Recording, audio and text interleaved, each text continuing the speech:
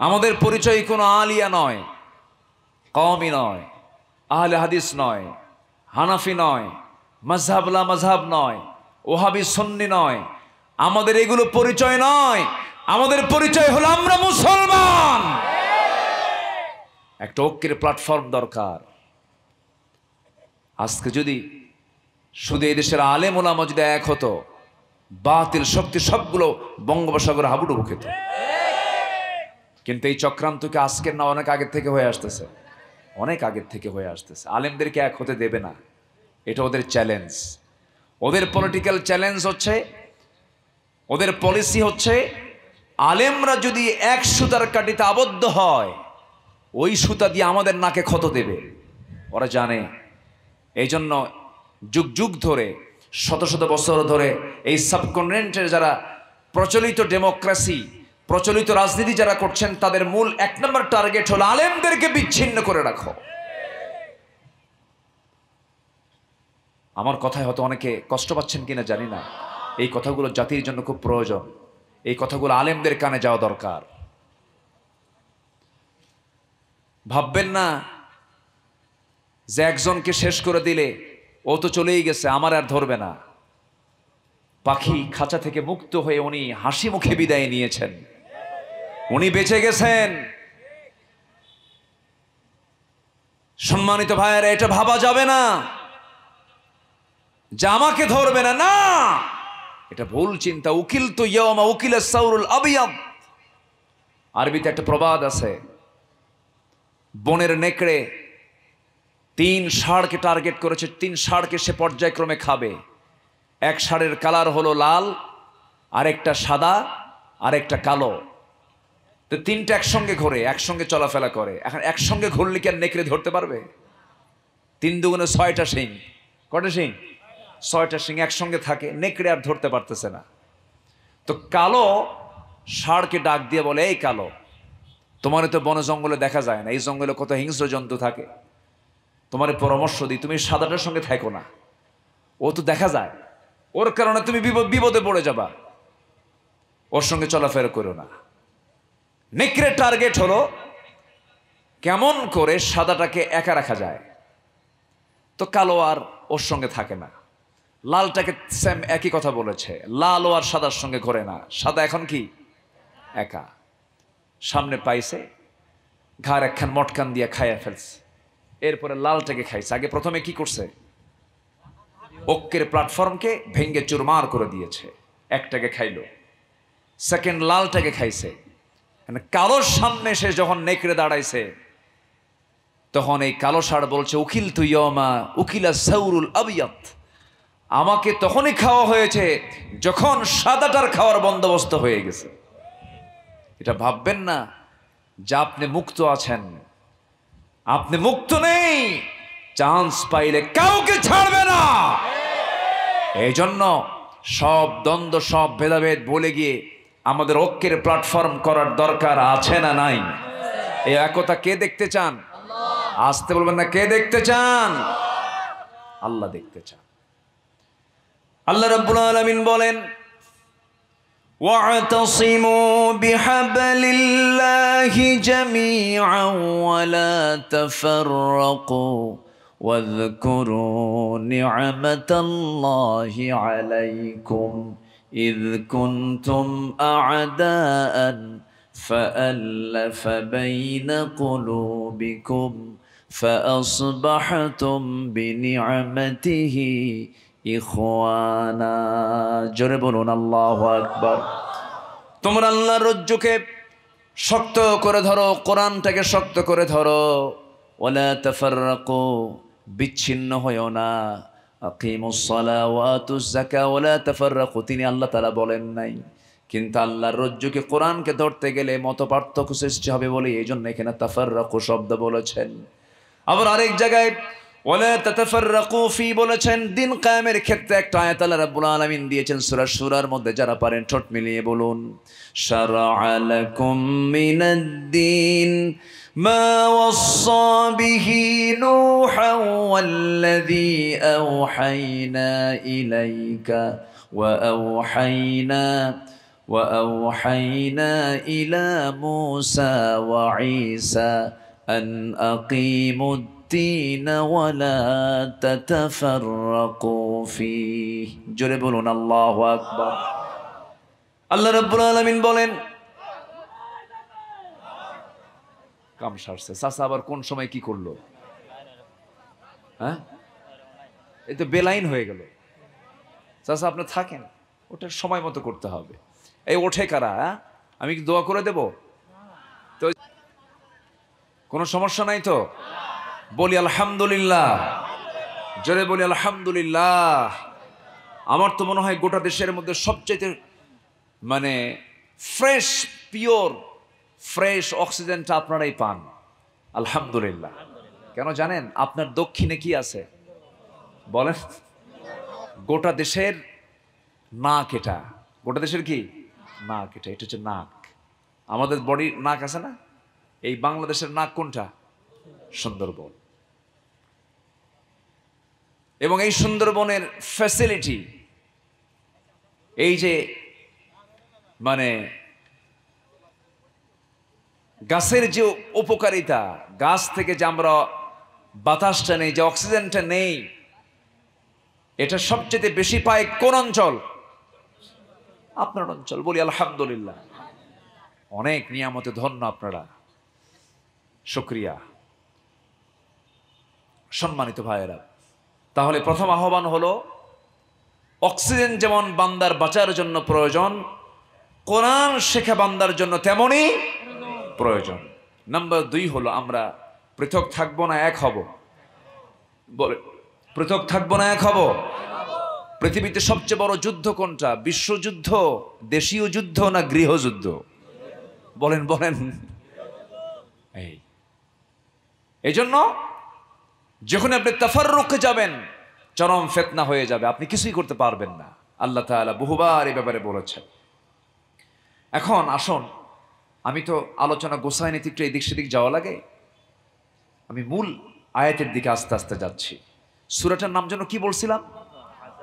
সূরাতুল আহজাব।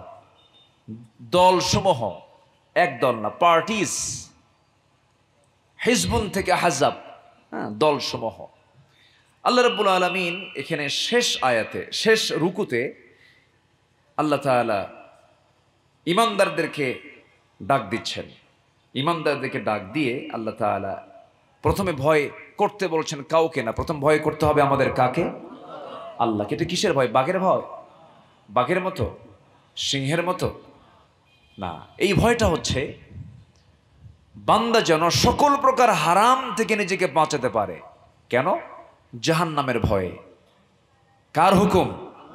আসলে কার হুকুম? আল্লাহর হুকুম। এটা হলো আল্লাহর ভয়। আমি সংক্ষিপ্ত করে কথাগুলো বলছি, ব্যাখ্যামূলক বলতে গেলে তো 2 রাত 3 রাত হলে ভালো হয়, সে সময় তো নাই। আমি একটু একটু করে বলে দিচ্ছি। আমি যে মাঝে মাঝে আয়াত বলি, আপনারা বিরক্ত হচ্ছেন না তো? অনেক জায়গায় আবার এরকম, আজ থেকে 15-20 বছর আগে কুড়িগ্রামে এক মাহফিল গেছি, আমি বারবার একটু আয়াত বলি, ঘন ঘন একটু আয়াত বলি, বলার চেষ্টা করি। তো এক মুরব্বীর সামনে দাঁড়ায় বলে, হুজুর একটু বাংলা কম।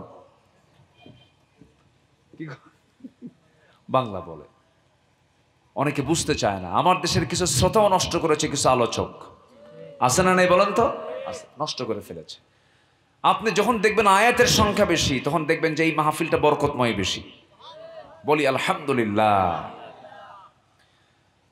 আল্লাহ রাব্বুল আলামিন সূরাতুল আহজাবের শেষ রুকুতে ইমানদারকে ডাক দিয়ে 1 নম্বর হুকুম আদায় করতে বলছেন, সেটা হলো তোমরা আল্লাহর ভয় করবে। এবং নাম্বার 2, তোমরা যে কাজটা করবে সেটা হলো ওয়াকুলু কাওলান সাদীদা। যা বলবে সোজা সাপটা কথা বলবে, স্ট্রেট কথা বলবে, ইনি বেনিয়ে কোনো কথা বলবা না। এরপরে প্যাঁচপুঁচ লাগায় কোনো মিথ্যা কথা বলবা না, জগা খুসুরিমূলক কোনো কথা বলবা না। ইমানদার সোজা পথে চলে, সোজা কথা বলে, বাঁকা পথে চলে না, বাঁকা কথা বলে না। আল্লাহ রাব্বুল আলামিন জান্নাতটাও রেখেছেন বাঁকা পথে না, সোজা পথে। সোজা পথেই জান্নাত রেখে দিয়েছেন। আপনি যদি কোন আল্লাহর ওয়ালাকে, আল্লাহওয়ালা বান্দাকে যদি দেখতে চান গোটা দুনিয়া জুড়ে তালাশ করার জন্য, আমি আপনাকে শুধু একটা আমল শিখে দেখতে বলবো সেই লোকের ব্যাপারে, আপনি যে লোকটার মধ্যে দেখতে পাবেন সে জীবনে কখনো মিথ্যা কথা সহজে বলে না। আমি আমার কোরআনকে সামনে রেখে আমি বলতেছি, কোরআনকে যতটুকু ভাঙ্গাচোরা আমি স্টাডি করেছি, যে বান্দার জীবনে মিথ্যা কথা কম হবে সেই বান্দাই হচ্ছে জগতের শ্রেষ্ঠ মানুষ। কথা কি ক্লিয়ার? এখন যদি প্রশ্ন করি, আমার দেশে সবচেয়ে মিথ্যা কথা বেশি বলে কারা?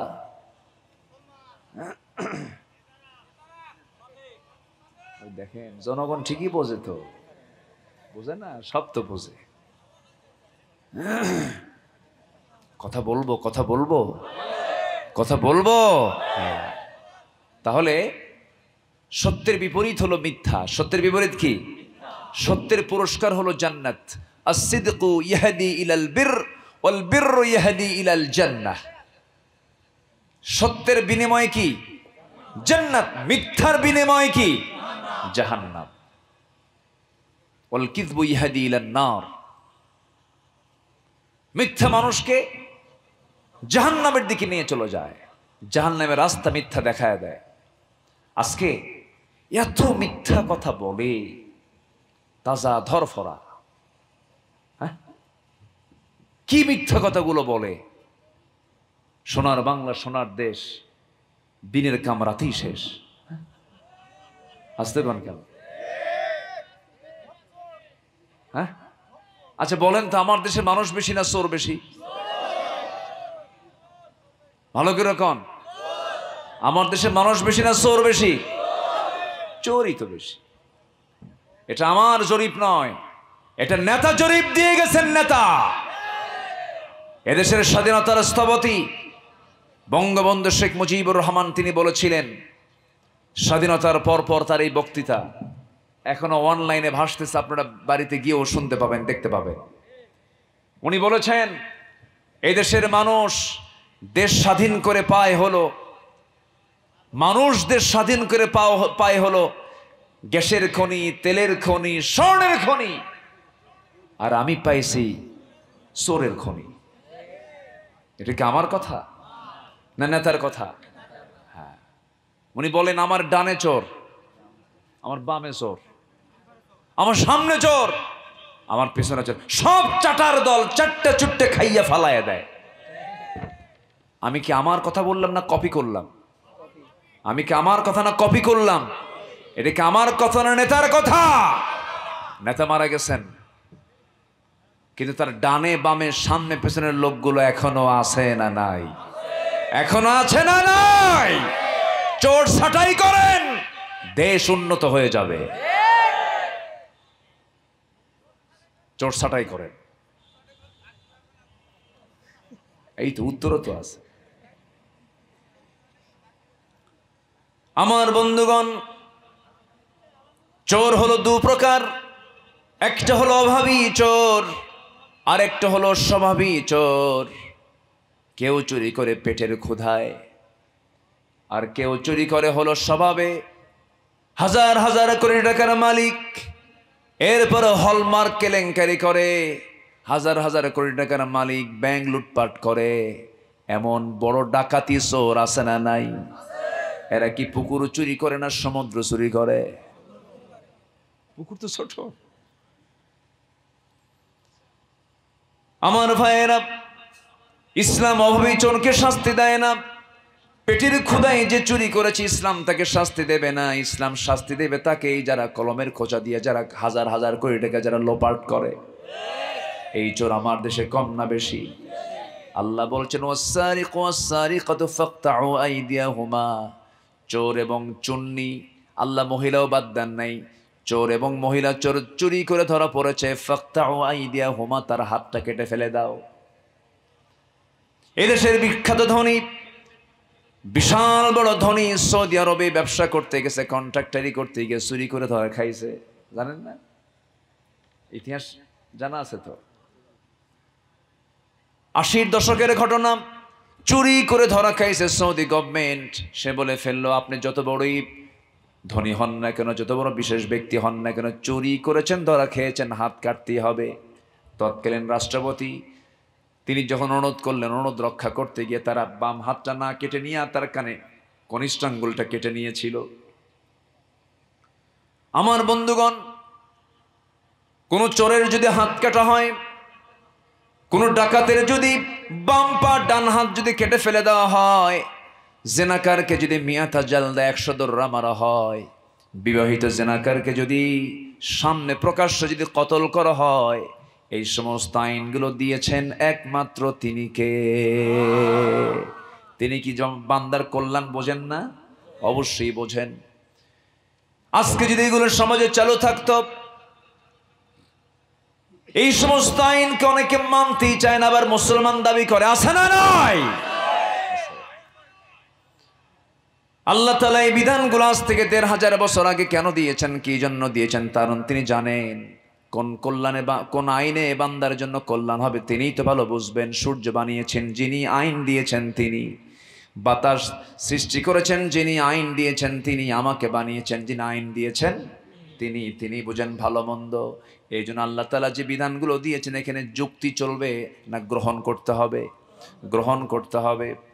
আমার বন্ধুগণ, আল্লাহ রাব্বুল আলামিন গুরুত্বপূর্ণ আমল করতে বলছেন, বান্দা ওয়াকুলু কাওলান সাদীদা, সোজা কথা বলোই নি বানি হিকমত খাটায় কোনো কথা বলতে যেও না। মিথ্যার তুমি আশ্রয় নিও না। মিথ্যা মানুষকে ধ্বংসের দিকে ঠেলে দেয়। একটা মিথ্যাকে তাজা রাখতে গিয়ে হাজারো মিথ্যার সংমিশ্রণ করতে হয়, শেষে তাকে ধরাই খেতে হয়। কিন্তু সত্য যে ব্যক্তি মেনে চলবে, হয়তো সাময়িক কিছু ক্ষতি হবে, কিন্তু সত্যের মহা বিজয় দিয়ে দিবেন তিনি আমার কে? সত্যের বিজয় কে দিবেন? আল্লাহ দিবেন। যদি একটা প্রশ্ন করা হয়, আদম থেকে শুরু করে নিয়ে আজ পর্যন্ত এমন একজন ব্যক্তির নাম বলুন তো যিনি জীবনে কৌতুক করে একটা মিথ্যা কথা বলেন নাই, তিনি আমার কে? মুহাম্মদ সাল্লাল্লাহু আলাইহি ওয়াসাল্লাম। হাসরের ময়দানে যখন বিচার শুরু হবে না, আদালত কায়েম হবে না, 50,000 বছর চলে যাবে, এমন সময় সমস্ত আদম সন্তানগুলো অস্থির হয়ে যাবে। প্রথমে তার আদি পিতার কাছে চলে যাবেন, তিনি বললেন আমি পারবো না কিছু বলতে। সব চলে আসবে মুসার কাছে, ঈসার কাছে। ইব্রাহিম আলাইহিস সালাম বলবেন না না, আমিও কিছু করতে পারবো না, যদি আমি তোমাদের পিতা। জাগতিক জীবনে আমি 3টা হিকমতপূর্ণ মিথ্যা কথা বলেছিলাম।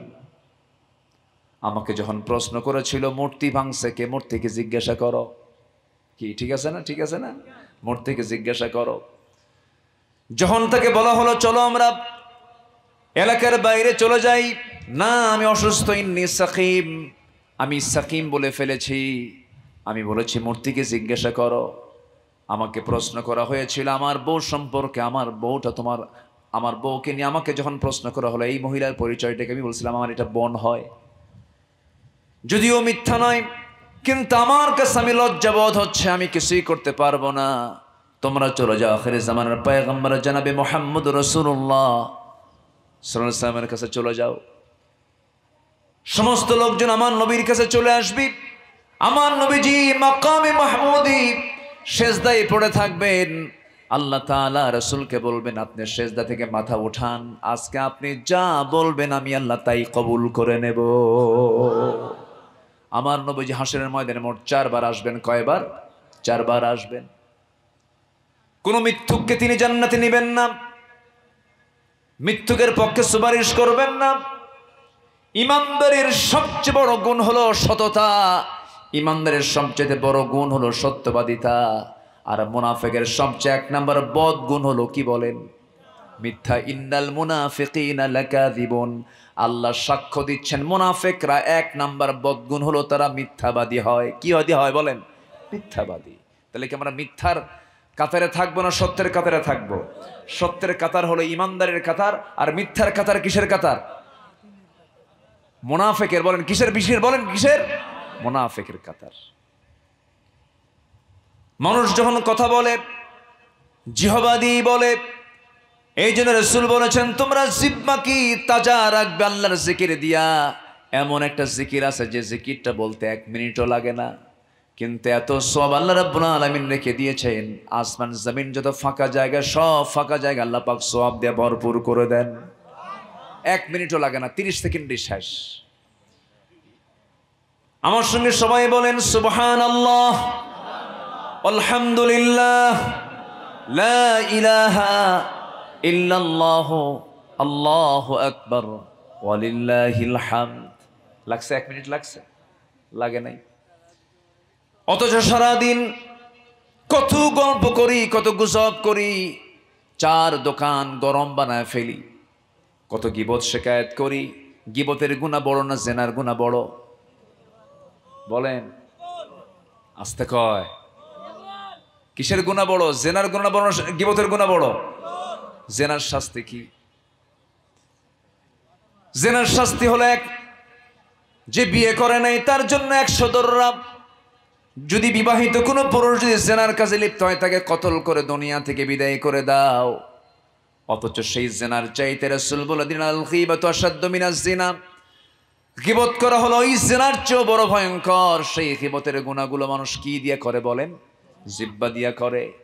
এই জিহ্বা নামক এই অঙ্গটাকে রাসূল বলেছেন, এই জিহ্বা এবং লজ্জাস্থানকে যে বান্দা হেফাজত করতে পারবে, মান আযমানুলি মা বাইনা লিহইয়াইহি ওয়া মা বাইনা রিজলাইহি আযমানা লাহুল জান্নাহ। রাসূল বলেছেন এই দুটাকে যে বান্দা কন্ট্রোল করবে আমি তার জন্য বেহেশতের জামিন হয়ে যাব। যখন কোনো বান্দা, সহিহ হাদিসের বর্ণনা, ইযা আসবাহা ইবনে আদম ফাইনাল আ'দা কুল্লা শাইইন তাকফুরুল লিসান ইত্তাকিল্লাহা ফিনা ফাইন্নামা নাহনু বিক ফাইন ইসতাকামতা ইসতাকামনা ওয়া ইন আওয়াজাজতা ওয়াজাজনা, ও কামা ক্বালা আলাইহিস সালাতু ওয়াস সালাম। রাসূল বলেছেন যখন কোনো বান্দা সকাল করে, ঘুম থেকে উঠে যখন সকালে উপনীত হয়ে যায়, মাথা থেকে পা পর্যন্ত চোখ, কান, নাক, হাত, পা, সমস্ত অঙ্গ প্রত্যঙ্গ সবগুলো জিহ্বার কাছে আসে। এখন বলেন তো আমার গোটা দেহের রাজধানী কোনটা? বলেন, গোটা দেহের রাজধানী জিহ্বা। জিহ্বার কাছে এসে বলে ইত্তাকিল্লাহা ফিনা। চোখ বলে, কান বলে, নাক বলে, হাত বলে, পা বলে, হে জিহ্বা তুমি আমাদের জন্য আল্লাহকে ভয় করো। ফাইন্নামা নাহনু বিক, কারণ আমরা অঙ্গ প্রত্যঙ্গ তোমার সঙ্গে সর্বক্ষণ থেকে যাই। তুমি যদি ঠিক থাকো আমরা ঠিক থেকে যাব, তুমি যদি ব্যাঠিক হয়ে যাও আমরা ব্যাঠিক হয়ে যাব। এই জন্য রাসূল বলেছেন যার ঈমান আছে, পরকালের প্রতি বিশ্বাস আছে, ফালিয়াকুল খাইরান আও ইয়াসমুত, সে যেন সত্য কথা, উৎকৃষ্ট কথা বলে, আর কথা না থাকলে সে যেন চুপ থাকে। সে যেন কি থাকে? চুপ থাকে। চুপ থাকাটাই নিরাপদ। জিহ্বাটাকে ভিজায় রাখব আল্লাহর জিকির দিয়া। গোটা পৃথিবীতে যত আকাম কুকামগুলো হয়, যত পাপ কাজগুলো হয়, সবচেয়ে বেশি পাপ হয় হলো জিহ্বা দিয়া আর লজ্জাস্থান দিয়া। এটাকে কন্ট্রোল যে বান্দা করবে, আল্লাহ রাব্বুল আলামিন বলছেন আমি তাকে জান্নাতুল ফেরদাউসের উত্তরাধিকারী বানায়া দেব। আল্লাহ রাব্বুল আলামিন বলেন قد أفلح المؤمنون الذين هم في صلاتهم خاشعون والذين هم عن اللغو معرضون والذين هم للزكاة فاعلون والذين هم لفروجهم حافظون। জোরে বলুন আল্লাহু আকবার। যারা লজ্জাস্থানকে হেফাজত করবি, যারা অনর্থক কথা থেকে জিহ্বাকে যারা বিশ্রামে রাখবে, যারা কম কথা বলবে। পুরুষ মানুষ বেশি কথা বলে না মহিলা মানুষ বেশি কথা বলে? গীবত শিকায়েত পুরুষ বেশি করে না মহিলা মানুষ করে? খালি মাদেরই দোষ দিয়ে দিলেন, আমরা চুপ করে থাকি। তবে কথা বলার আধিক্যের দিক থেকে মহিলা ফার্স্ট না পুরুষ ফার্স্ট? মহিলা ফার্স্ট। পুরুষ মানুষ সারাদিনে কথা বলে হলো 2000 শব্দ, এটা জরিপে আসছে। সারাদিনে একটা পুরুষ 2000 শব্দ বলে, আর একটা নারী সারাদিনে বেশি না 5000 কয়।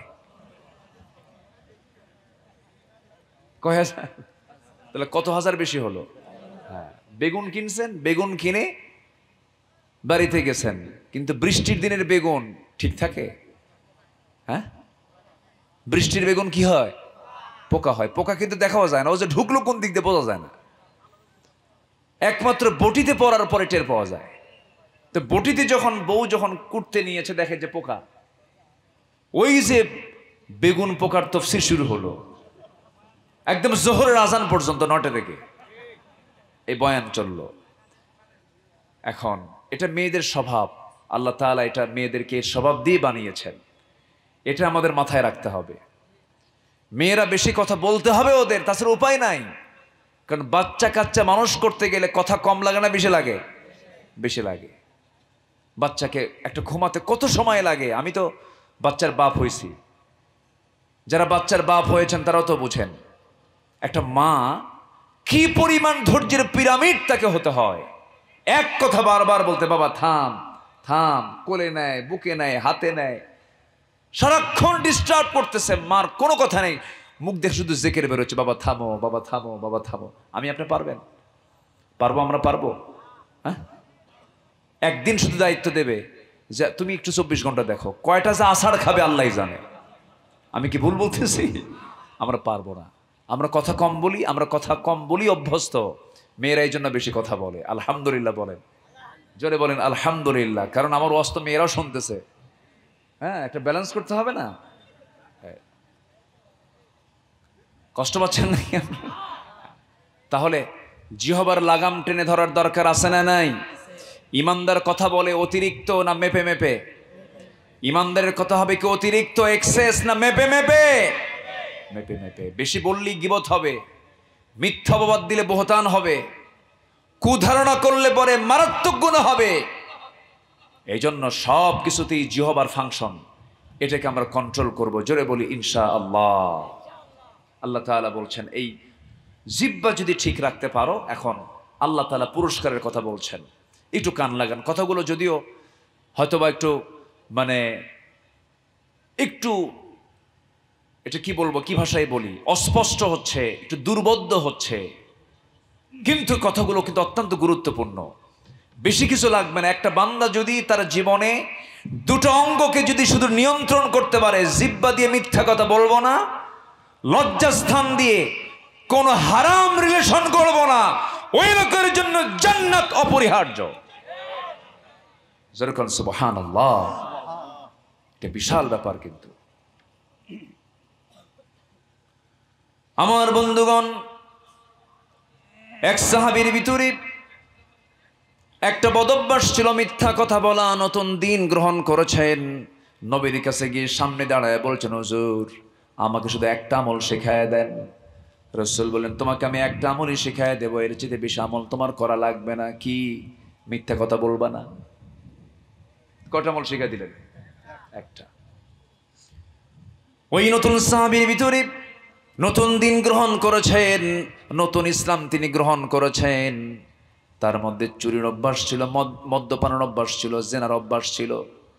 এক রাতে জেনা করে নবীর সামনে যখন দাঁড়িয়ে পড়েছেন, রাসূল বললেন, সাহাবী গত রাতে তুমি কোন ঘরে প্রবেশ করেছো? হুজুর আল্লাহর কসম করে বলি আজকের থেকে আর জেনার কাজ করব না।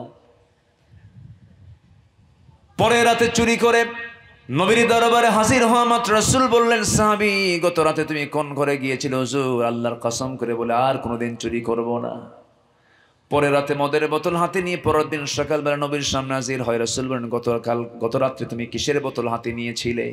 সাহাবী কাঁদতে কাঁদতে বলছেন, ইয়া রাসূলুল্লাহ, সত্যি আপনি বিশ্ব নবী, আল্লাহর কসম করে বললাম মদ ছেড়ে দিলাম, জেনা ছেড়ে দিলাম, এই সমস্ত অকর্মের সাথে আমি আর সম্পর্ক রাখবো না, চুরি ছেড়ে দিলাম। আমার বন্ধুগণ, যদি কোনো বান্দার জীবন থেকে যদি মিথ্যা চলে যায়, সে বান্দাই হচ্ছে পৃথিবীর সবচাইতে শ্রেষ্ঠ বান্দা।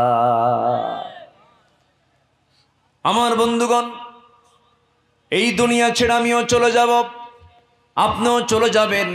কেউ বাঁচার জন্য আসি নাই, আমাদের জীবনকে সুন্দর করে সাজায় নেই, জিহ্বাকে সুন্দর করে সাজায় নেই, আমার দেহটাকে সুন্দর করে সাজায় নেই, আমলগুলোকে সুন্দর করে সাজায় নেই। আল্লাহ বলছেন, বান্দা আমার যদি ভয় করতে পারো, সোজা কথা যদি বলতে পারো, যদি আয়াত শেষ হয়েছে কিন্তু বক্তব্য শেষ হয় নাই, সাদিদান ইউসলিহ লাকুম। আল্লাহ রাব্বুল আলামিন বলেন, এই দুইটা আমলের বদৌলতে আমি তোমার জীবনে অর্জিত যত তুমি গুনাহগুলো করেছো, যত ভুল ভাল করেছো, আল্লাহ বলছেন সমস্ত আমলগুলোকে আমি আল্লাহ ইসলাহ করে দেব, ঠিকঠাক করে দেব, সংশোধন করে দেব। এবং সাথে আরেকটা সুন্দর প্রস্তাব তিনি দিয়েছেন, সেটা হলো বান্দা তোমার জীবনে অর্জিত যত গুনাহ তুমি করেছো সমস্ত গুনাহগুলোকে আমি আল্লাহ তাআলা একটা একটা করে মাফ করে দেব। তাহলে সত্য কথা বললে আমলগুলো ঠিক করে দিবেন কে? গুনাহগুলো মাফ করে দিবেন কে? এটা কি নেতার ওয়াদা না আল্লাহর ওয়াদা? আমার দেশের নেতার ওয়াদাগুলো খুব সুন্দর না? হ্যাঁ হ্যাঁ, অনেক নেতা দেখেছি আমরা, আর নেতা দেখতে চাই না। যে নেতা নামাজ পড়ে না, যে নেতা আল্লাহর দল করে না, যে নেতা পর্দার বিধান চায় না, যে নেতা নামাজ কায়েমের বিধান চায় না, ওই সমস্ত নেতৃত্বের মুখে আমরা জুতা মারি। রাজি আছেন কারা কারা?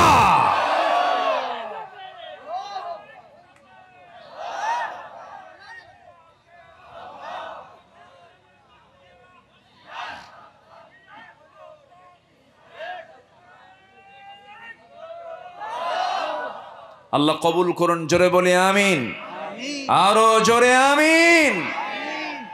আল্লাহর ভয় মানে কি জানেন? অন্যের বাড়ির রাস্তা আটকায় দেওয়া কি আল্লাহর ভয়? এরকম লোক আছে নাকি শ্যামনগর? আছে? হ্যাঁ, কি আমি কি বলবো? এগুলো বলবো না, থাক না হয়।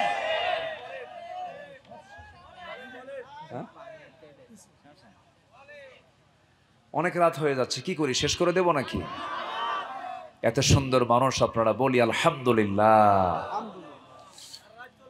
সারা রাত থাকবেন আপনারা? সবাই থাকেন, আমি চলে যাই। 5 বছর পরে পেয়েছেন, এখন পাবেন ইনশাআল্লাহ। আল্লাহ কবুল করুন, জোরে বলি আল্লাহুম্মা আমিন। আমার দেশ কত ধন্য। হ্যাঁ, গান বাজনা চালু হয়, মাহফিল বন্ধ হয়।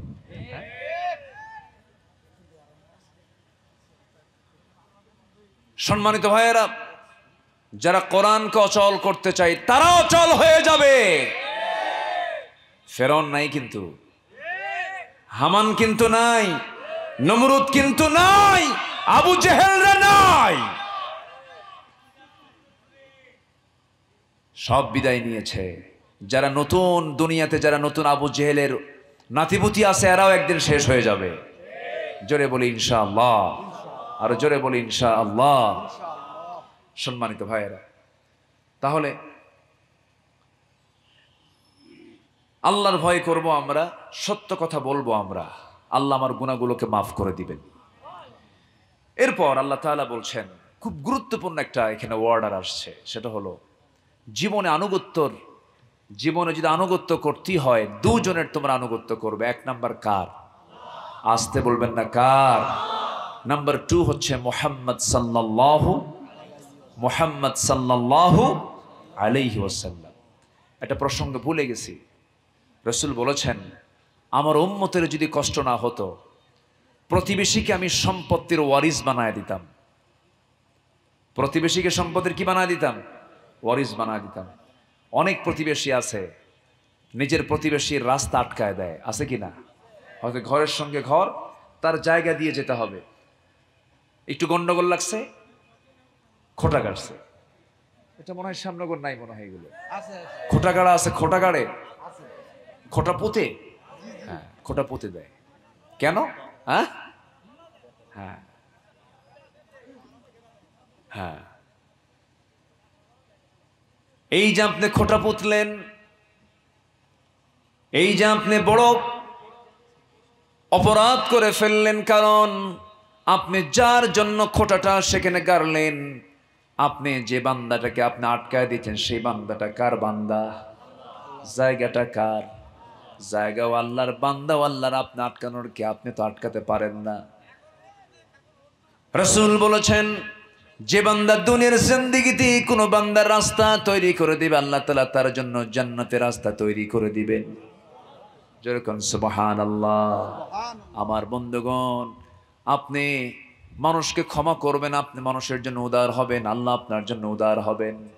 এই দুনিয়াতে আমি কোরআন হাদিস চর্চা করে, আমার ভাঙ্গাচোরা স্টাডি করে আমি যতটুকু বুঝেছি, সেটা হলো এই পৃথিবীতে যত নেক আমল আছে এর মধ্যে শ্রেষ্ঠ নেক আমল হলো যে কল্যাণে তার পাশে দাঁড়াতে পারে।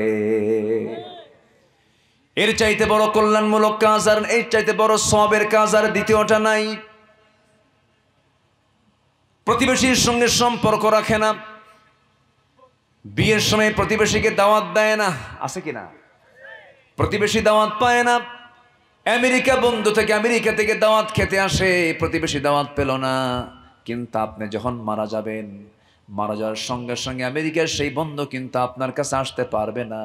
ওই প্রতিবেশী গরিব, যে গরিবটাকে আপনার মেয়ের বিয়েতে আপনি দাওয়াত দেন নাই, মারা যাওয়ার সঙ্গে সঙ্গে ওই প্রতিবেশী গরিব লোকটা আপনার পাশে এসে দাঁড়াবে, কোদাল হাতে করে নিয়ে কবরটা বানাবে, বাঁশ কাটবে, জানাজার আয়োজন করবে। অতএব দুর্দিনে দুঃসময়ে যে লোকগুলো সবচেয়ে বেশি কাছে থাকবে তারাই হলো প্রতিবেশী। সেই বিয়েতে রহমত নাই, যে বিয়েতে তার প্রতিবেশী দাওয়াত পায় না, গরিব আত্মীয় দাওয়াত পায় না, সেই অনুষ্ঠানগুলোর প্রতি কোনো রহমত থাকবে না। আল্লাহ রাব্বুল আলামিন শুধু নামাজকেই শুধু ইবাদত বলেন নাই, এই জাগতিক জীবনের যত কাজ আছে সমস্ত কাজের মধ্যে ইবাদত আছে না নাই বলেন? অবশ্যই ইবাদত আছে। আমার বন্ধুগণ, এই সমস্ত বিষয়গুলো আমরা খেয়াল করব। এতিমের ব্যাপারে ইসলাম কত সুন্দর বলে দিয়েছে, বিধবার ব্যাপারে কত সুন্দর বলে দিয়েছে। আল্লাহ তাআলা আমার মতো অধম, আমি নগণ্য গোলাম, আল্লাহ পাক আমাকে একটা খেদমত করার সুযোগ দিয়েছেন। যেদিন এই হাদিসটা পড়েছে সেই দিন এই বিষয়টা মাথায় নিয়েছি। রাসূল বলেছেন, আনা ওয়া কাফিরুল ইয়াতীম কাহাতাইনি ফিল জান্নাহ। রাসূল বলেছেন, একজন এতিমের তত্ত্বাবধায়ক, এতিমের যে লালন পালনকারী হবে, এতিমকে যে দেখবে, ওই বান্দা এবং আমি রাসূল জান্নাতের মধ্যে 2 নখের দূরত্ব একসাথে অবস্থান করব। জোরে বলি সুবহানাল্লাহ। বরং এতিমের পাশে আজকে না দাঁড়ায়া এতিমের আপন চাচা, ওই ভাতিজা এতিমের সমস্ত সম্পত্তি মেরে খায় এমন চাচা শ্যামনগর নাই? আসতে বলবেন না, আছে না নাই? বরঞ্চ চাচার উচিত ছিল আমার এতিম ভাতিজা অসহায়ত্ব নিয়ে আসি, আমার ভাইটা মারা গেছে, ওর দায়িত্ব আমার উপরে, বরঞ্চ ওর সম্পত্তি বরঞ্চ রক্ষা করে ভালো ভালো অংশটুকু এতিমকে বুঝায় দেওয়া, সাথে আরো ইহসান করে সেই এতিমকে আরো বেশি করে দেওয়ার চেষ্টা করা। তা না দিয়া শ্যামনগর পৌরসভার মোড়ে মোড়ে যে দামি দামি জায়গাগুলো, সব দামি দামি জায়গাগুলো চাচা নিজের নামে লিখে দিয়া, ঘেরের ভিতরের কম দামি জায়গাগুলো ভাতিজার নামে দিছে, ভাতিজা এতিমের নামে দিয়া মাথায় হাত দিয়া কয়, বাবা তুই দোয়া করিস। এটা কি দোয়া না ওর সঙ্গে প্রতারণা? বলেন দোয়া না প্রতারণা? প্রতারণা। এগুলো করা যাবে না। আমার নবীজি একদিন এক এতিমকে দেখতে পেলেন। এক এতিম এসে বলে, হুজুর একটা কথা বলবো আপনাকে। কি হয়েছে বলো? আমার খেজুর বাগানের সাথে আরেকটা খেজুর বাগান আছে, সেই খেজুর বাগানের একটা খেজুরের গাছ আমার ওয়াল বানাতে একটু সমস্যা হয়ে যাচ্ছে। ওই খেজুর গাছটা যদি আমাকে দেওয়া হতো, আমার প্রাচীরটা দিতে খুব সুবিধা হয়ে যেত। রাসূল এতিমের পাশে দাঁড়ায়, আমার এতিম দেখে আমি চেষ্টা করব ওই খেজুর গাছ ওলার মালিকটাকে, আবু লুবাবা তার নাম, রাসূল তাকে ডেকে পাঠায়, আবু লুবাবা, আমার এই যে এতিমটা আমার কাছে একটা এসে প্রস্তাব দিয়েছে, সেই প্রস্তাবটা হলো সে তার বাগানটাকে প্রাচীর দিয়ে সে ঢাকতে চায়, প্রাচীর দিতে চায়, কিন্তু তোমার গাছটা বেজে গেছে, ওই গাছটা তুমি আমার এতিম, এই এতিম সাহাবীকে তুমি দিয়ে দাও। আবু লুবাবা বলল, না আমি দেব না। রাসূল সঙ্গে সঙ্গে বলেন, শোনো আবু লুবাবা, তোমাকে একটা প্রস্তাব দিচ্ছি। কি প্রস্তাব? তুমি যদি এই একটা খেজুর গাছ এতিমকে দিতে পারো, আল্লাহ তাআলা তোমাকে সুন্দর একটা জান্নাত দিয়ে দিবেন। জোরে কোন সুবহানাল্লাহ। সুন্দর একটা জান্নাত দিয়ে দিবেন। এই কথা বলার সঙ্গে সঙ্গে আবু লুবাবার দিলটাও গলল না। আবু লুবাবা বলল, না আমি তবুও দেব না। কেন দেবে না? না রাগ আছে, কিছু আছে না কিছু এরকম কিছু হয় কিনা বলেন? জিদ, রাগ, ব্যক্তিক্ষোভ, আক্রোশ এগুলো থাকে। এই জাতীয় কথা যখন নবীর কানে বারবার যখন হইল, আবু লুবাবা দিয়ে ফেললো, রাসূল আর কিচ্ছু বললেন না। পোড়া কপাল, আমার নবীজি চলে গেলেন। এই কথাটা চলে গেছে এক সাহাবীর কানে। সেই সাহাবীর নাম হলো আবু দাহদাহ। আবু দাহদাহ রাদিয়াল্লাহু তাআলা আনহু। এই সাহাবীর কানে যখন চলে গেল, আমার নবীজির কাছে এসে বলছে, ইয়া রাসূলুল্লাহ, আপনি নাকি একজনের কাছে জান্নাত বিক্রি করে দিয়েছেন। হ্যাঁ, কিন্তু সে কিনলো না। সে কিনলো না। এতিম এতিম এতিমের দাম কত দেখেন। আলাম ইয়াজিদকা ইয়াতীমান ফাআওয়া। আমি এতিমদেরকে একটু লালন পালন করি, আমি এতিমদের কিছু দায়িত্ব নেই, কিছু এতিম আমার নিজের তত্ত্বাবধানে আমি ওদেরকে একটু দেখি। রাসূলের এই হাদিসটা কত দামি। এবং আল্লাহ তাআলা বলছেন, ওয়ালা তাকরাবু মাল আল ইয়াতীম আলাম ইয়াজিদকা ইয়াতীমান ফাআওয়া। আল্লাহু আকবার বলেন। আমার বন্ধুগণ, আবু দাহদাহ রাদিয়াল্লাহু আনহু বলেন, ইয়া রাসূলুল্লাহ, শুধু আপনার এই জান্নাতের অফার কি শুধু আবু লুবাবার জন্য না অন্য কারো জন্য? রাসূল বলেন, সবার জন্য। হুজুর, আমি কি নিতে পারবো নাকি? তুমি নিতে পারবা। এই কথা শোনা মাত্রই তিনি এত আনন্দিত হলেন, দৌড় মেরে আবু লুবাবার কাছে গিয়ে বললেন, ও খেজুরের মালিক, খেজুর গাছের মালিক, ও আবু লুবাবা, ওই একটা খেজুর গাছ আমার বড় প্রয়োজন, আমাকে দিবা না কিনা? আমি তোমাকেও দেব না।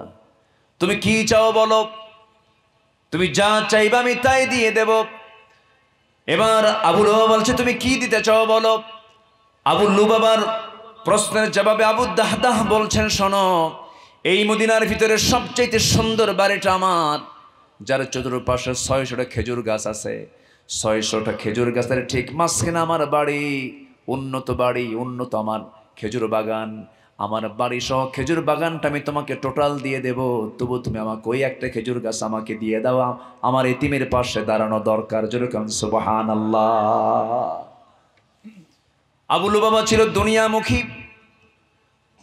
সে দুনিয়ার চিন্তা করি ওই একটা খেজুর গাছ দিয়ে দিল আবু লুবাবাকে, আবু দাহদাকে দিয়ে দিল। আবু লুবাবা ওই বিশাল বড় খেজুর বাগান, 600 খেজুর বাগান, তার বাড়িটা সে নিয়ে নিল। আবু দাহদা করলেন কি, বিক্রি করার পর তিনি করলেন কি, বাড়ির সামনে গিয়ে দাঁড়ালেন। বাড়ির সামনে গিয়ে দাঁড়ায়া ভিতরে ঢুকলেন না, গেট থেকে, বাইরের গেট থেকে চিৎকার মেরে মেরে ডাকতেছে, আমার সন্তানগুলো কোথায়, এদিকে আসো, মাল সামান যা কিছু আছে সব কিছু নিয়ে বাড়ি থেকে বের হয়ে পড়ো। আজকে বড় ব্যবসা করেছি, জান্নাত কেনা হয়ে গেছে। যেরকম সুবহানাল্লাহ। কি কেনা হয়ে গেছে? জান্নাত কেনা হয়ে গেছে। তারা কি চিন্তায় থাকতেন সর্বক্ষণের জন্য দেখেন। আমার বন্ধুগণ, মাসাকিনু তারদাউনাহা হাব্বা ইলাইকুম মিনাল্লাহি ওয়া রাসূলিহি। আমার বন্ধুগণ, আবু দাহদাহ রাদিয়াল্লাহু তাআলা আনহু ইনস্ট্যান্ট বউ বাচ্চা পরিবার পরিজন সব কিছু সব একসঙ্গে নিয়ে মাল সামান নিয়ে বাড়িটাও ছেড়ে দিলেন, খেজুর বাগানটা ছেড়ে দিয়া ইতিমের কাছে সে বলেন, ইতিম, তোর মাথায় হাত বুলাইয়া দিলাম, যা এই খেজুর বাগানটা আমি তোরে দান করে দিলাম। যেরকম সুবহানাল্লাহ। ইতিমের দাম আছে না নাই? প্রতিবেশীর দাম আছে না নাই? আল্লাহ রাব্বুল আলামিন প্রতিবেশীর ব্যাপারে, আত্মীয় স্বজনের ব্যাপারে বহু কথা বলেছেন। কোরআনে কারীমের বহু জায়গায় আসছে, লাইসাল বিররা আন তুওয়াল্লু ফুজুহাকুম কিবালাল মাশরিকি ওয়াল মাগরিব ওয়ালাকিন্নাল বিররা মান আমানা বিল্লাহ ওয়াল ইয়াউমিল আখির। জোরে বলুন আল্লাহু আকবার। আমার বন্ধুগণ, প্রকৃত পুণ্য তো শুধু কেবলামুখী হয়ে কয়েকটা সেজদা দিলাম, এটার নাম প্রকৃত পুণ্য নয়। প্রকৃত পুণ্য হলো আল্লাহর প্রতি ঈমান আনা, আল্লাহর প্রতি খরচ করা, প্রতিবেশীর দিকে তাকানো, নজর দেওয়া, আত্মীয় স্বজনদের দিকে নজর দেওয়া, মুসাফিরদের দিকে নজর দেওয়া, পথিকদের দিকে নজর দেওয়া, গরিব মিসকিনদের দিকে নজর দেওয়া, এগুলো বড় ইবাদতের অন্তর্ভুক্ত। আমার রাসূল বলেছেন, প্রকৃত ঈমানদার কখনো হতে পারে না যার প্রতিবেশী অভুক্ত থাকে, সে নিজে পেট পুড়ে খায়। রাসূল বলেছেন, সে প্রকৃত ঈমানদার নয়। এই জন্য আমার বন্ধু আল্লাহ রাব্বুল আলামিন বলছেন, বান্দা শোনো, আমার ভয়টা করো, সোজা সত্য কথা বলো। এরপরে আল্লাহ রাব্বুল আলামিন বান্দাকে ডাক দিয়ে বলছেন, বান্দা সোজা সত্য কথা বলে এরপরে বলছেন, বান্দা এটা যদি করতে পারো, আমি তোমার সমস্ত গুনাহগুলোকে মাফ করে দেব, তোমার নেক আমলগুলো, বদ আমলগুলো ইসলাহ করে ঠিক করে দেব। আর জীবনের সকল জায়গায় আনুগত্য কারো করা যাবে না, আনুগত্য করতে হবে এক নাম্বার কার? আসতে বলবেন, এক নাম্বার কার আনুগত্য করব? আমরা আল্লাহর আনুগত্য করব। সাথে আরেকজনকে জড়িয়ে দিয়েছেন, তিনি হচ্ছেন এই পৃথিবীতে যার দাম আল্লাহর পরে, তিনি হচ্ছেন মুহাম্মদুর রাসূলুল্লাহ। মুহাম্মদুর রাসূলুল্লাহ সাল্লাল্লাহু আলাইহি ওয়াসাল্লাম, তিনি হচ্ছেন 2 নাম্বার। এই রাসূল এবং আল্লাহকে যারা আনুগত্য করবে, আল্লাহ রাব্বুল আলামিন বলছেন ফাকাদ ফাযা ফাওজান আযীমা, সে হচ্ছে মহা সাফল্যবান। জোরে বলি সুবহানাল্লাহ। আনুগত্যটা কি, ইতাআতটা কি, একটু সময় লাগবে। আমাকে সময় দিচ্ছেন তো নাকি? জোরে বলি ইনশাআল্লাহ, জোরে বলি ইনশাআল্লাহ। আমি ভয় পাচ্ছি হলো বেশি রাত হয়ে যাচ্ছে, কষ্ট হলে ছেড়ে দেব। এই কোনো কষ্ট নেই তো আপনাদের? বলি ইনশাআল্লাহ। সম্মানিত ভাই, সবাই নামাজ পড়ি তো নাকি? হ্যাঁ, নামাজ পড়ি ইনশাআল্লাহ। মানে পড়ি না পড়বো? 5 ওয়াক্ত নামাজ পড়বেন কারা কারা? একটা হাত তুলে দেখেন তো। 5 ওয়াক্ত নামাজ। এই থামেন, জোরে বলেন ইয়া আল্লাহ। আরো জোরে ইয়া আল্লাহ। আমাদেরকে 5 ওয়াক্ত সালাত আদায় করার তৌফিক তুমি আল্লাহ দিয়া দাও। জোরে বলি আমিন। আরো জোরে আমিন, আরো জোরে আমিন। হাত নামান। নামাজ কার হক? আসতে বলবেন না, কার হক? যাকাত কার হক? বলেন যাকাত কার হক? ঘুম ধরে গেছে মনে হয়, নাই অন্যদিকে ছিলেন। যাকাত তো আল্লাহর হক না, যাকাত কার হক? বান্দার হক। কোনো হক নষ্ট করা যাবে না, এটা একটা হুকুম। এটা একটা কি হুকুম? এটা হুকুমটা দিয়েছেন তিনি কে বলেন? আল্লাহ তাআলা। আকিমুস সালাহ, নামাজ কায়েম করো, এটা আমি আল্লাহ, আমার হক। এটা কে বলছেন? আল্লাহ। ওয়াতুজ যাকাত, যাকাত দাও, এটা কার হক? বান্দার হক। আবার পিতামাতার হক আছে না নাই বলেন তো? পিতামাতার হকও আছে। ওয়া'বুদুল্লাহ ওয়া লা তুশরিকু বিহি শাইআন ওয়া বিল ওয়ালিদাইনি ইহসানান ওয়া বিযিল কুরবা ওয়াল ইয়াতামা ওয়াল মাসাকিন ওয়া বিনিস সাবিল। আল্লাহু আকবার বলেন। গোটা আয়াতটাই হকের। গোটা আয়াতটা কি? হকের আয়াত। 1 নম্বর কার হক? আল্লাহর ইবাদতের হক হচ্ছে ওয়া লা তুশরিকু বিহি শাইআন, শিরক করো না, আল্লাহর হক আদায় হয়ে যাবে। আল্লাহু আকবার বলেন। পিতামাতার হক আদায় করো, বইয়ের হক আদায় করো। বইয়ের হক আছে না নাই? অন্যের বউ না নিজের বউ? এটা যেন মনে থাকে। আবার এখন সমাজে এখন চলছে কি, নিজের বইয়ের হক আদায় বেশি না অন্যের বইয়ের হক আদায় বেশি? আকাম কুকামটা কি সমাজে আজকে কম না বেশি? আজকে সমাজে বিয়ে বেশি না জেনা বেশি? জেনা বেশি। সমাজ আজকে নষ্ট হয়ে যাচ্ছে। এই জন্য হক সম্বলিত কোনো গুনাহ আমরা জড়াবো না। জোরে বলি ইনশাআল্লাহ। ইতাআতটা কি? আনুগত্যটা হচ্ছে ভালোবাসা এবং আনুগত্য কিন্তু 2 রকম জিনিস। আনুগত্যের মধ্যে ভালোবাসাও আছে, আনুগত্য তো আছেই। কি বলে? আনুগত্যের মধ্যে ভালোবাসাও আছে, আনুগত্যও আছে। কিন্তু শুধু ভালোবাসার ভিতরে ভালোবাসা আছে কিন্তু আনুগত্য নাই। জাস্ট এটা এক্সাম্পল, একটু বোঝালে ভালো হবে। একটু আমাকে আর 10-15 মিনিট, আধা ঘন্টার সময় দেন, আমি শেষ করে ফেলবো আস্তে আস্তে। আবু তালেবের নাম সবাই শুনছেন তো নাকি? আবু তালেব নবীর কি হন? কি চাচা? গ্রাম্য চাচা না আপন চাচা? আপন চাচা। আবু লাহাব আপন চাচা, আমির হামজা আপন চাচা, এগুলো সব। আব্বাস রাদিয়াল্লাহু আনহু এরাও আপন চাচা। শুধু আবু তালেব এবং আব্দুল্লাহ এই দুজন ছিলেন একই মায়ের পেটের। একই মায়ের পেটের বৈমাত্রীয় ছিলেন। আবু লাহাব আর অন্য মায়ের পেটে ছিল। তো এই হিসাবে আবু তালেবের একটা ভিন্ন নজর ছিল আমার নবীর উপরে। সিরাত ইবনে হিশামে এটা আসছে। ভালোবাসা কাকে বলে দেখেন। আবু তালেব কিন্তু ইমানদার না কাফের? আসতে ইমানদার না কাফের? কাফের। কিন্তু ভালোবাসা আছে না নাই? আছে। আমার বন্ধুগণ, আমরা রাসূলকে ভালোবাসবো না কেন? অবশ্যই ভালোবাসবো। কিন্তু ভালোবাসার মধ্যে যদি আনুগত্য প্রকাশ না পায়, সেই ভালোবাসার কোনো মূল্য আল্লাহ দিবেন না, যেমন মূল্য আবু তালেবের দেন নাই। আবু তালেব রাসূলকে ভালোবাসা উপহার দিয়েছেন। এমনকি নবীর ভালোবাসায় নবীকে মুহাব্বত করতে গিয়া জেল পর্যন্ত কেটেছেন আবু তালেব। শিবে আবু তালেবের 3.5 বছর না খায় আবু তালেব জেল খাটছেন। এত কষ্ট করে করে নবীর সঙ্গে 3.5 বছর জেল খাটার পর, নবীর সঙ্গে এত কিছু কাজ করার পরেও আবু তালেবের কপালে জাহান্নাম, কারণ তার মধ্যে কি নাই? ইমানটা নাই।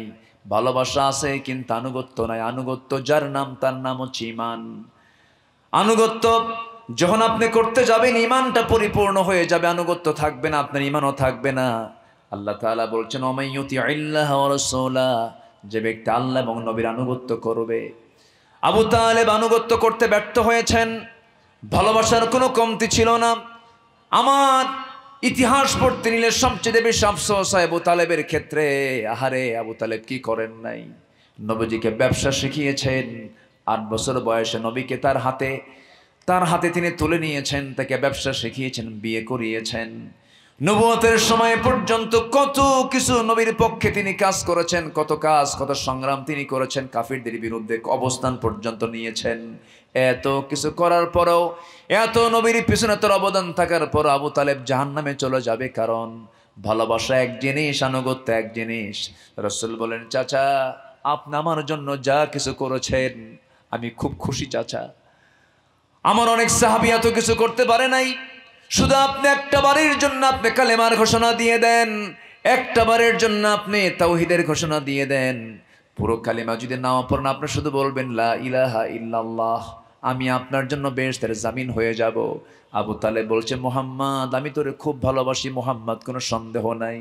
আমার জাফরকে তোমার হাতে তুলে দিয়েছি, আমার সন্তান আলীকে তোমার হাতে তুলে দিয়েছে, কিন্তু আমাকে বেশি জোরাজুরি করতে যেও না, কারণ দাদার ধর্ম, বাপ দাদার ধর্ম আমি ছাড়ুম না। এই টাইপের লোক আজকের দেশেও, আমাদের সমাজেও আছে না নাই? আমার বাপ ওসর, আমি ওসর, আমার দাদার দল ছাড়া যাবে না, আমার বাবার দল ছাড়া যাবে না, প্রয়োজনে জাহান্নামে যাব তবু দল ছাড়বো না। আছে না নাই? সে আবু তালেব মার্কা। কি মার্কা বলেন? আবু তালেব মার্কা। আবু তালেব নবীকে যখন এমন জাতীয় কথা বলে ফেললেন, নবীজি চোখে পানি, মুমূর্ষ অবস্থা, রাসূল তাকে দেখতে পাচ্ছেন। সঙ্গে সঙ্গে আল্লাহ তাআলার পক্ষ থেকে আয়াত নাযিল হলো, ইন্নাকা লান তাহদিনি মান আহবাবতা, আপনি যাকে ভালোবাসবেন আপনাকে তাকে হেদায়েত দিতে পারবেন না হে রাসূল। হাত গুটায় নিলেন তিনি। আবু তালেব দুনিয়া থেকে বিদায় নিয়েছে। ভালোবাসা ছিল কিন্তু আনুগত্য ছিল না, কিন্তু খাদিজার ভালোবাসাও ছিল, আনুগত্যও ছিল। ঠিক কি না? খাদিজার দুটাই ছিল না? দুটাই ছিল। অথচ একই সময়ে এই খাদিজার সঙ্গে বিয়ের যোগসূত্রটা, খাদিজার বিয়ের সম্মতিটা আবু তালেব নিজেই দিয়েছিলেন। আবু তালেব বলেছিলেন, মুহাম্মদ শোনো, আমার জানা মতে খালিদের কন্যা খাদিজার মতো পুত পবিত্র নারী মক্কা নগরে একটাও নাই, তুমি তাকে বিয়ে করে ফেলো, প্রস্তাব যখন আসছে বিয়ে করে ফেলো। নবীজি তার কথাকে পরামর্শ নিয়ে নবীজি তাকে বিয়ে করলেন। নবুয়ত যখন পেলেন, 40 বছর বয়স যখন পূর্ণ হয়ে গেল, আমার নবীজি জাবেলের নূর থেকে কোরআন নামক নূর যখন নিয়ে চলে আসলেন, এসে বলছেন, খাদিজা জাম্মিলুনি জাম্মিলুনি খাদিজা লাকাদ খাশিতু আলা নাফসি, আমার মন বলছে আমি মনে হয় বাঁচব না, আমি মনে হয় মরে যাব। কেন, কি হয়েছে আমার স্বামী? আপনার কেউ কোনো ক্ষতি করতে পারবে না, কারণ আপনি অসহায়ের পাশে দাঁড়ান, ইতিমের পাশে দাঁড়ান, আপনি দুস্থদের পাশে দাঁড়ান, যারা মজলুম তাদের পাশে আপনি দাঁড়ান, অনাথদের পাশে আপনি দাঁড়ান, মজলুমের পক্ষে আপনি কথা বলেন, আপনি অসহায়দের পাশে আপনি কথা বলেন, আপনার কোনো চিন্তা নেই, আপনার কেউ কোনো ক্ষতি করতে পারবে না। রাসূল বলছেন, খাদিজা রে, তুমি আমাকে দারুণ সাহস জুগিয়ে দিলে, ভালো কথা, তবে একটা কথা বলবো, আমি আজকে তোমাকে নতুন করে এই 15 বছর তোমার সঙ্গে দাম্পত্যময় জীবন কাটাতে গিয়ে দেখেছি তুমি আমাকে 16 আনা ভালোবাসা উপহার দিয়েছ, তোমার সমস্ত সম্পত্তিগুলো তুমি আমার জন্য উজাড় করে দিয়েছ। এই পৃথিবীতে রাসূলকে সবচেয়ে বেশি কাছ থেকে দেখেছেন হলো খাদিজা রাদিয়াল্লাহু তাআলা আনহা। খুব দামি একজন মহিলা ছিলেন ইসলামে, যে নারীকে আল্লাহ তাআলা নিজে পর্যন্ত সালাম দিয়েছে। এই খাদিজা রাদিয়াল্লাহু তাআলা আনহার সাথে যখন নবীর বিয়ে হয়, বিয়ে হওয়ার সঙ্গে সঙ্গেই দেখবেন গ্রামের কোনো মেয়ের বিয়ে হলে পরে ওই মেয়ের বিয়ে নিয়ে 3-4 দিন ধরে গল্প হয় কিনা বলেন? গল্প হয়, ভালো মন্দ দুইটাই আলোচনা হয়। খাদিজা হচ্ছেন আলোচিত একজন নারী, ওই মক্কার সবচেয়ে ধনী একজন নারী ছিলেন। তার যখন বিয়ে হয়ে গেল আমার নবীর সাথে, তখন মক্কার সবচেয়ে টপ অফ দি, একদম গোটা শহরের সবচাইতে বড় টপটক হয়ে গেছে, সবচেয়ে উঁচু মানের প্রথম একদম আপডেট নিউজ হয়ে গেছে খাদিজার বিয়ে হয়েছে কার সাথে দেখো তো, খাদিজার বিয়ে হয়ে গেছে মুহাম্মদ বিন আব্দুল্লাহর সাথে। সবাই বলছে ভালো কথা, চেহারা সুন্দর, বংশ সুন্দর, চরিত্র সুন্দর, কিন্তু খাদিজার সঙ্গে মানাই নাই, কারণ খাদিজা হলো মক্কার সবচেয়ে ধনী মানুষ, একটা গরিব মানুষকে সে স্বামী হিসেবে গ্রহণ করলে এটা তার ঠিক হলো না। এই জাতীয় কথা যখন খাদিজার কান পর্যন্ত পৌঁছে গেছে, খাদিজা রাদিয়াল্লাহু তাআলা আনহা সেই সময় সমস্ত ধনীদেরকে ডাক দিলেন, ধনীদেরকে ডাক দিয়ে বলছেন, ও মক্কার ধনীরা, আমার স্বামীর সম্পর্কে কি যেন শুনলাম আমি, কি যেন তোমরা মন্তব্য করছো, আমার স্বামীকে নিয়ে তোমরা কি যেন চিন্তা করছো, আমার স্বামীকে নিয়ে আমি তোমাদেরকে 4টা প্রশ্ন করতে চাচ্ছি। কি কি প্রশ্ন বলেন? খাদিজা বলছেন, নাম্বার 1 প্রশ্ন হলো বংশ কেমন বলো তো, আমার স্বামী মুহাম্মাদের বংশ শ্রেষ্ঠ কুরাইশ বংশ, চেহারা কেমন, শ্রেষ্ঠ চেহারা, এমন সুন্দর চেহারা আমরা দ্বিতীয়টা দেখি নাই। এবার বলছেন চরিত্র কেমন, সবাই বলতেছে এই পৃথিবীতে শুধু নয় আমরা জানা মতে আমরা দেখি নাই এই মানুষটার মতো চরিত্রবান মানুষ, যে জীবনে একটা মিথ্যা কথাও বলে না, আল আমিন আস-সাদিক। এই কথাগুলো শুনলেন। নাম্বার 4 প্রশ্ন হলো, খাদিজা বললেন আমার স্বামীর অবস্থা কেমন, তার আর্থিক অবস্থাটা কেমন। এবার গলা ঝাড়া দিয়ে সবাই বলতেছে এই জন্যই তো মানা করছিলাম, টাকা নাই, পয়সা নাই, ধন নাই, দৌলত নাই, তাকে স্বামী হিসেবে গ্রহণ করা তোমার ঠিক হয় নাই। খাদিজা বললেন আমার স্বামীর বংশ শ্রেষ্ঠ, আমার স্বামীর চরিত্র শ্রেষ্ঠ, আমার স্বামীর চেহারাও শ্রেষ্ঠ, 3টাই শ্রেষ্ঠ। চেহারা কোনোদিন কেউ বানাতে পারে না, বংশ কেউ বানাতে পারে না, এরপরে চরিত্র কেউ সুন্দর করতে পারে না। চরিত্র যদি কারো সুন্দর না হয়, এই 3টা জিনিস কখনো কিছু দিয়ে কেনা যায় না, এটা অর্জন করা যায় না। এই বংশ, এই সৌন্দর্য, এই চরিত্র 3টেই যেহেতু সুন্দর, আর একটা তোমরা বলতেছো তার টাকা নাই, পয়সা নাই। এই মুহূর্তে আমি খাদিজা তোমাদের কাছে প্রমিস করলাম, তোমাদেরকে সাক্ষী রেখে আমি এখনই জানান দিচ্ছি, আমি খাদিজা আমার জীবনের অর্জিত যত সম্পদ আছে সমস্ত স্থাবর অস্থাবর সমস্ত সম্পদকে আমি সত্যবাদী মুহাম্মদকে দান করে দিলাম। এটা হচ্ছে ভালোবাসা। এটা কি বলেন? ভালোবাসা। এটা কি ইমানের কথা নাকি বলেন? এটা ইমানের কথা, এটা ভালোবাসা। এটা কি ভালোবাসা? এরকম করে 15টা বছর ধরে নবীজির পাশে খাদিজা দাঁড়িয়েছিলেন। এবার নবীজি নতুন করে পরিচয় দিচ্ছেন, শুধু আমি তোমার স্বামী নই খাদিজা, ওই জাবেলে নূরে 5টা বছর থাকলাম, ধ্যানমগ্ন ছিলাম, তুমি আমার জন্য খাবারগুলো পৌঁছায় দিয়ে আসতে, রুটিনগুলো, খাবার টিফিন ক্যারিয়ার করে খাবারগুলো পৌঁছায় দিয়ে আসতে। বিশেষ করে জাবেলে নূরে যখন যাই, খাদিজার জন্য আমার চোখে পানি চলে আসে। জাবেলে নূরটা কত উঁচু পাহাড়, 3 মাইল হেঁটে হেঁটে কষ্ট করে 55 বছরের সেই সময়ের নারী ছিলেন খাদিজা রাদিয়াল্লাহু তাআলা আনহা। ছোট্ট বাচ্চা রুকাইয়া জাইনাবকে পাশে রেখে, ওই সমস্ত বাচ্চাগুলোকে ঘরে রেখে টিফিন ক্যারিয়ার করে পায়ে হেঁটে হেঁটে নবীর কাছে গিয়ে খাবারগুলো পৌঁছায় দিয়ে আসতেন। এত মোহাব্বত, এত ভালোবাসা। সেই নবীজি খাদিজাকে কাছে টেনে নিয়ে বলছে, খাদিজা এতদিন আমায় তোমার পরিচয় ছিল হলো আমরা স্বামী স্ত্রী, আজকে তোমাকে নতুন একটা পরিচয় করে দিচ্ছে, সেটা হলো আমি হলাম আল্লাহর পয়গম্বর, আমি হলাম আল্লাহর রাসূল। আমার কাছে আল্লাহ পাক কোরআন নামক কিতাব নাজিল করেছেন, আমাকে ইসলাম দিয়েছেন, আমি আল্লাহর নবী, আমি শেষ নবী, তোমার কি বিশ্বাস হয় নাকি? খাদিজা চোখের পানি ফেলতে ফেলতে বলছেন, আমার স্বামী গো, 15 বছর ধরে দাম্পত্যময় জীবন যার সঙ্গে চালালাম, যার সঙ্গে থাকলাম, খেলাম, জীবনটা সাজায় নিলাম, যার মুখ থেকে অযাচিত একটা কথাও বের হতে দেখলাম না, মিথ্যা কথা বলতে শুনলাম না, কি ব্যক্তিত্ব সম্পন্ন মানুষ। আপনি যে আল্লাহর নবী হবেন এতে বিন্দু পরিমাণ কোনো সন্দেহ নাই। এটার নাম হলো আনুগত্য। এটার নাম কি বলেন? আনুগত্য। শুধু ভালোবাসলে হবে না ভাই, আনুগত্য থাকতে হবে। নবী যা বলেছেন, নবী যা করেছেন, নবী যা করতে বলেছেন সব বিনা শর্তে মানার নাম হলো আনুগত্য। এই আনুগত্য যার ফুলফিল হবে, আল্লাহ বলছেন ফাকাদ ফাযা ফাওজান আযীমা, সে হচ্ছে মহা সাফল্যে সাফল্যবান। আল্লাহু আকবার বলেন। আল্লাহ তাআলা সবাইকে আমল করার তৌফিক দান করুন। জোরে বলি আল্লাহুম্মা আমিন। অনেক কথা হয়ে গেছে, অনেক দূর চলে গিয়েছি আমরা, একটার কাছাকাছি। যতটুকু হয়েছে আমরা বলে ফেলি আলহামদুলিল্লাহ। যে যেখানে আছেন সবাই আমরা বসে পড়বো, আমরা ফজর নামাজ পড়বো তো ইনশাআল্লাহ। বাড়িতে প্রত্যেকের বইয়ের পর্দা আমরা নিশ্চিত করব, বোনের পর্দা নিশ্চিত করব, মায়ের পর্দা নিশ্চিত করব। জোরে বলি ইনশাআল্লাহ। সকল পর্দা নিশ্চিত হলে আল্লাহ জান্নাত নিশ্চিত করে দিবেন। আল্লাহ সবাইকে তুমি দ্বীনের পথে অবিচল থাকার তৌফিক দিয়ে দাও। প্রত্যেক পরিবারকে দ্বীনী পরিবার হিসেবে তুমি আল্লাহ কবুল করে নাও। সবে নামাজের মতো করে বসি, নামাজের সুরতে আমরা বসে যাই। গতকালকের সুরত যদি আজকে থাকতো মাহফিল হতোই না। আজকে আল্লাহ তাআলা মাহফিলের পরিবেশ তৈরি করে দিয়েছেন, বলি আলহামদুলিল্লাহ। জোরে বলি আলহামদুলিল্লাহ। মাহফিল কমিটিকে ধন্যবাদ। আল্লাহ তুমি মাহফিল কমিটির এই মেহনতকে তুমি আল্লাহ কবুল করে নাও। জি, সবাই বলে সুবহানাকাল্লাহুম্মা ওয়া বিহামদিকা আশহাদু আল্লা ইলাহা ইল্লা আনতা আস্তাগফিরুকা ওয়া আতুবু ইলাইকা। যে আমরা আসুন দোয়া করি। অনেকে একটু গজল শুনতে চাইছিলেন, কয়েকজন বলে শুনবেন। আগ্রহ আছে আপনাদের? আগ্রহ আছে এখনো? পৃথিবী